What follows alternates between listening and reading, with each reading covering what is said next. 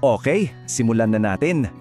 Kung minsan ba, pakiramdam mo, nalulunod ka na sa dami ng impormasyon sa stock market? Yung parang, saan ba ako magsisimula? Well, para sa'yo tong pag-uusapan natin ngayon.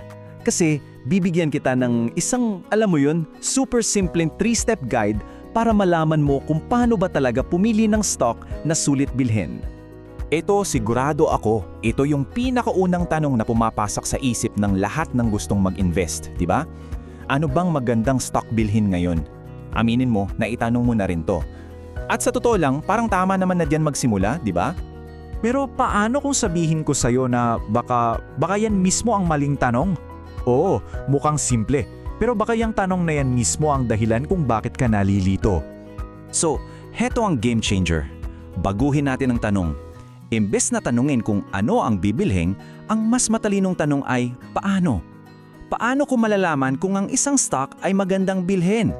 Nakikita mo yung pagkakaiba? Dito ka nagle-level up. Mula sa pagiging hula-hula lang, papunta sa pagiging isang tunay na informed investor. Yung simpleng shift na yan, mula what to how, yan na mismo ang pundasyon ng lahat. Yan ang magbibigay sa'yo ng power at kumpiyansa sa mga desisyon mo. So, handa ka na ba? Tara, pasukin na natin yung paano na yan. Okay, step 1. Unang-una sa lahat, alamin at intindihin mo ang negosyo. Ito, seryoso. Ito yung pinakapundasyon. Kung di mo to gagawin, para ka lang tumataya sa loto ng nakapiring, hula-hula lang. Alam mo, may isang golden rule sa investing na kahit kailan hindi naluluma. Mag-invest ka lang sa kung ano ang naiintindihan mo. Ang simple pakinggan, no? Pero maniwala ka sa akin, ito yung pinakamadalas na nakakalimutan ng mga tao. At dito talaga sila nadadapa. So ito ang simpleng test para sa sarili mo. Bago ka pa mag-click ng buy, tanungin mo muna to. Kaya ko bang ipaliwanag sa kaibigan ko sa simpleng salita kung paano kumikita ng pera itong kumpanyang to? Kung ang sagot mo ay, hindi, or nag-aalangan ka, yan ang red flag. Huwag mo munang ituloy, ganun kasimple. At ang good news, hindi mo kailangan maging expert sa mga high-tech na kumpanya sa ibang bansa. Magsimula ka sa mga nakikita mo araw-araw.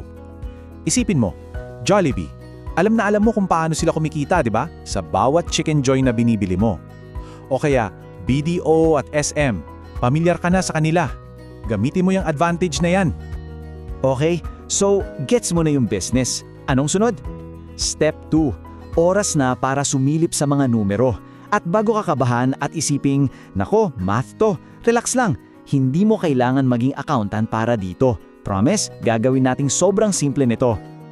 Okay, para sa mabilisang financial checkup, 3 bagay lang ang kailangan nating tignan. Isipin mo na lang to na parang checklist. Number 1, revenue and income. Kumusta ang benta? Tumaas ba? Number 2, dividends. Namimigay ba sila ng kita sa mga stockholders? At number 3, debt. Gaano kalaki ang utang nila? Okay ba sila o delikado na? Tara, himayin natin yan isa-isa. Unahin natin yung kita. Super simple lang ng tanong dito. Tumaas bang sales nila kumpara last year? At sa nakaraang taon pa? Ang gusto mong makita ay isang magandang pataas na trend. Parang hagdan paakyat, hindi pa baba. Pag ganyan, good sign yan. Ibig sabihin, lumalago ang negosyo. Pangalawa, dividends. Ano ba to? Isipin mo na lang na ito yung paraan ng kumpanya para sabihin, uy, salamat sa pag-invest mo, heto ang share mo sa kita namin. Parang bonus, di ba? Kung ang isang kumpanya ay laging nagbibigay ng dividends, ibig sabihin, consistent ang kita nila at stable sila. Kasi hindi naman sila mamimigay ng pera kung wala silang sobrang pera, tama? At pangatlo, at napaka-importante nito, yung utang. Kaya ba nilang bayaran yung mga bills nila? Isipin mo to na parang personal budget mo. Okay lang naman na may utang, pero kung mas malaki pa ang utang mo sa kinikita mo, delikado yan, di ba? Ganon din sa kumpanya.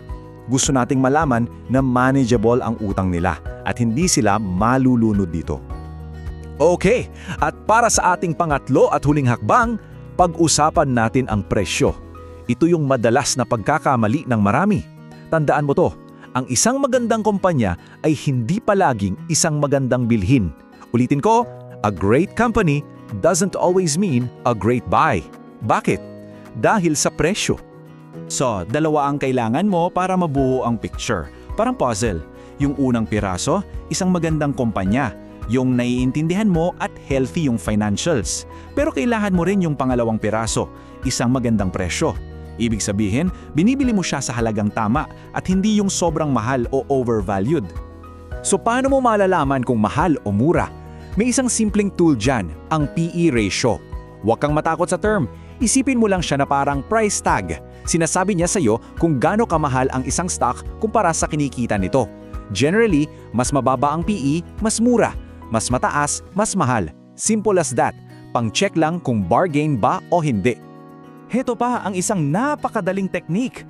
Tignan mo yung 52-week high at low. Ito yung pinakamataas at pinakamababang presyo ng stock sa loob ng isang taon. Isipin mo na parang kisame at sahig. Yung presyo ba ngayon, malapit sa sahig? Baka good deal yan. O malapit na ba sa kisame? Baka medyo mahal na. Mabilis na paraan to para makita kung nasaan ka. So yun na, 3 simpleng hakbang. Intindihin ang negosyo, tingnan ang mga simpleng numero at i-evaluate ang presyo. Ngayon, ano ba talaga ang mga kailangan mo para magtagumpay dito? Kailangan mo ba ng mamahaling software o ng degree sa finance? Hindi. Ang mga tunay na tools na kailangan mo ay nasa sayo na. Una, pasensya. Huwag magmadali. Hintayin mo ang tamang presyo. Pangalawa, simpleng research. Sundan mo lang yung 3 steps na pinag-usapan natin. At pangatlo, at ito siguro ang pinaka-powerful sa lahat, common sense. Yun lang. Kaya ngayon, ang tanong ko sa iyo, hindi na ano ang magandang bilhin, kundi ito. Ngayong alam mo na ang proseso, anong kumpanya ang una mong susubukan i-analyze? Simulan mo na, kaya mo yan.